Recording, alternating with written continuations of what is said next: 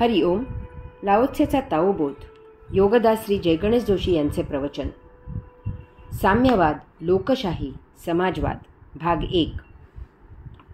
लाओत्सेच्या ओवीचे पुढे निरूपण करण्याआधी लाओत्सेची ही ओवी समजण्यासाठी अगदी तेवढ्यापुरतेच, कारण हे विषय फार मोठे आहेत. येथे साम्यवाद, लोकशाही आणि समाजवाद म्हणजे काय ते थोडक्यात समजावून घेऊया. साम्यवादींचे तत्त्व असे आहे की देशातील प्रत्येक गोष्ट प्रत्येकाला सारख्याच प्रमाणात मिळाली पाहिजे. येथे कसलाही कोठेही अगदी किंचितही जराही भेदभाव नाही.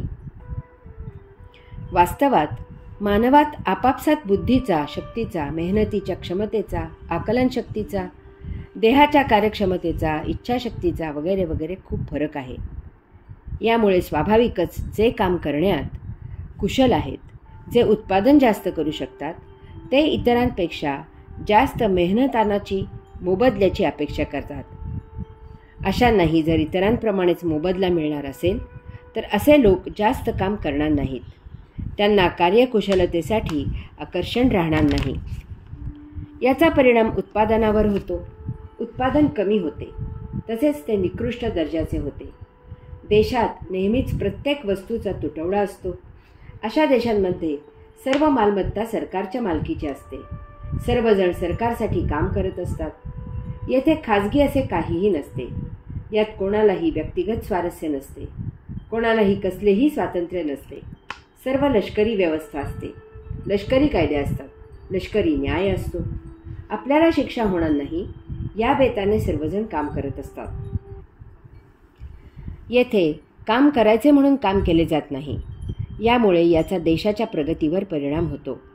येथे हुकुमशाही असते. अर्थशास्त्राप्रमाणे येथे मोनोपॉली असते. लोकांना अनेक वस्तू मिळत नाहीत. त्यांचे उत्पादनच केले जात नाही. केले गेले तरी त्यांचा दर्जा अतिशय निकृष्ट असतो. त्या फार महाग असतात.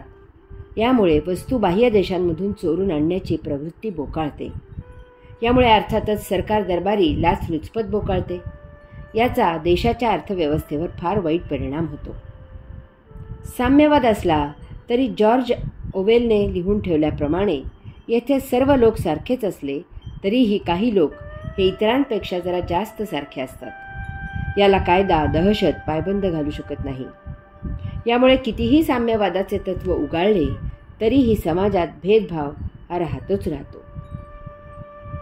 देशाबाहेर जग प्रगती करून कुठल्या कोठे पुढे निघून जाते.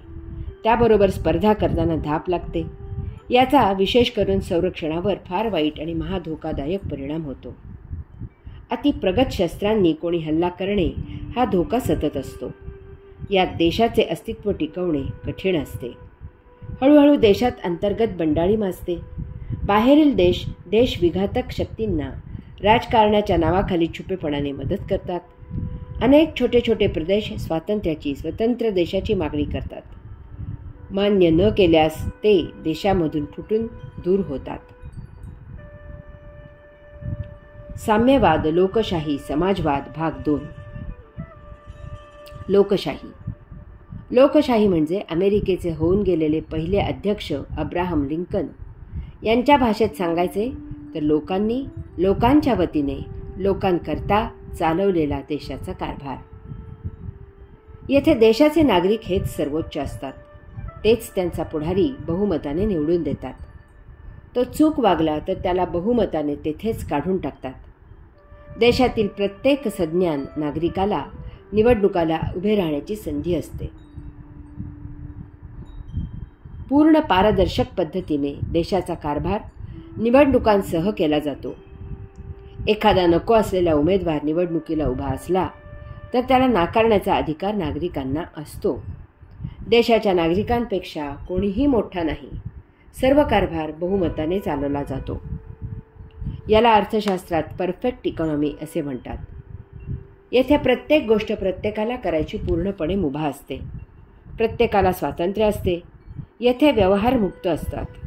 त्यातून जेव्हा एखादा कोणी नागरिकांना न आवडणारे काही करेल तर तसा कायदा करून त्याचा प्रतिबंध केला जातो. परंतु हे बहुमताने ठरवले जाते. यामुळे येथे निकोप स्पर्धा असते. जो सर्वोत्तम असतो तोच या निकोप स्पर्धेत टिकाव धरतो.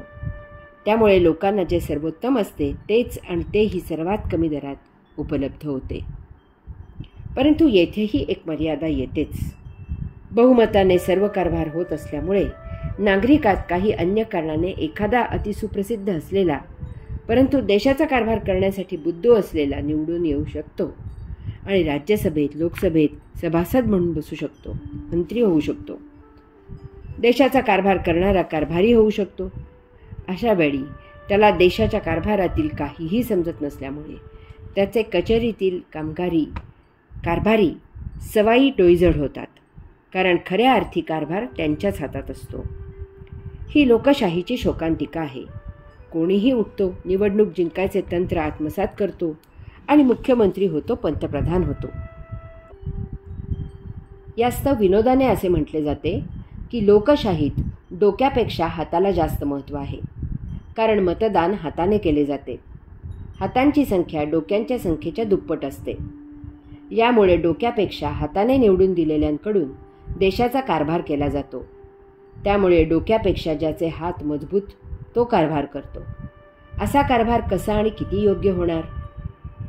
अर्थातच लोकशाहीत एकाधिकार हुकुमशाही नसते आणि समाजवादाच्या नावाखाली सावळा गोंधळही नसतो. ज्या देशांमधून हुकुमशाही आहे त्यांचे काय झाले आहे ते आपण प्रत्यक्ष पाहत आहोतच, किंवा जेथे समाजवाद आहे तेथे कसा गोंधळ घातला जातो याचाही अनुभव आपण घेत आहोतच. आपल्या देशात लोकशाही आहे हे आपले सुदैव आहे. 1300 वर्षे मोगलांची हुकुमशाही आणि त्यानंतर 150 वर्षे इंग्रजांची हुकुमशाही आपण सहन केली आहे. हरि ओम.